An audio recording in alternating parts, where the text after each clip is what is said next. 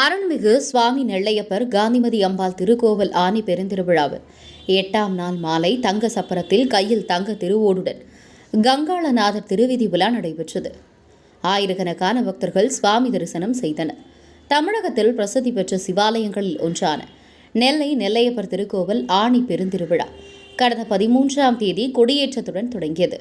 10 நாட்கள் நடைபெறும் திருவிழாவில் காலை மாலை 2 வேளைகளிலும் சுவாமி நெல்லையப்பர் காந்திமதி அம்பாள் பஞ்சமூர்த்திகளுடன் பல்வேறு வாகனங்களில் எழுந்தருளி திருவீதி உலா நடைபெற்றது.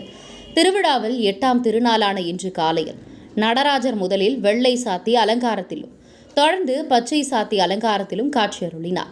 மாலையில் அன்னபூரணிக்கு காட்சி கொடுக்க முப்புறம் எரித்த சிவபெருமான் கங்காளநாதராக தங்க சப்பரத்தில் கையில் தங்க திருவோடு ஏந்தி காசு மாலை, பவளமாலை, தங்க கமண்டலம், உடுக்கை, கைதண்டம், காதணி விரிசையுடன் கல்லாபரணம் மற்றும் குண்டோதரன் தங்க ஒட்டினை தலையில் சுமக்க சிறப்பு அலங்காரத்தில் காட்சி கொடுத்தார்.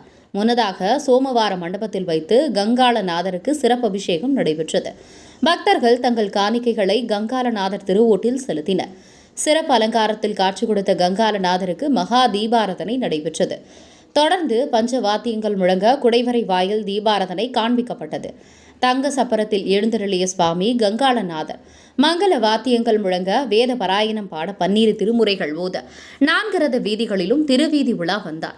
கங்காளநாதர் தரிசனத்தை ஆயிரக்கணக்கான பக்தர்கள் 4 ரத வீதிகளிலும் திரண்டு வந்து சுவாமி தரிசனம் செய்தனர். நாளை ஆசியாவிலேயே அதிக எடை கொண்ட சுவாமி நெல்லையப்பர் தேர் உட்பட 5 தேர்கள் நெல்லை நகர் ரத வீதிகளில் வரம் வருகின்றது. உங்கள் பகுதியில் உடனுக்குடன் முக்கிய செய்திகள் உங்கள் விரல் நுனியில் காண எங்கள் தவசி நியூஸ் 24 சேனலை காண தவறாதீர்கள். நெல்லை செய்தியாளர் எம் பகவதி ராஜாவுடன் உங்கள் தவசி ரமேஷ்.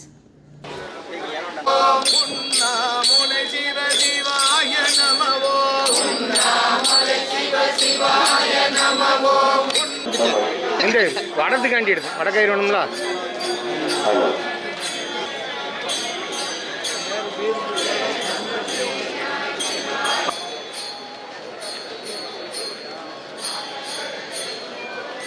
தேவைப்படுதா?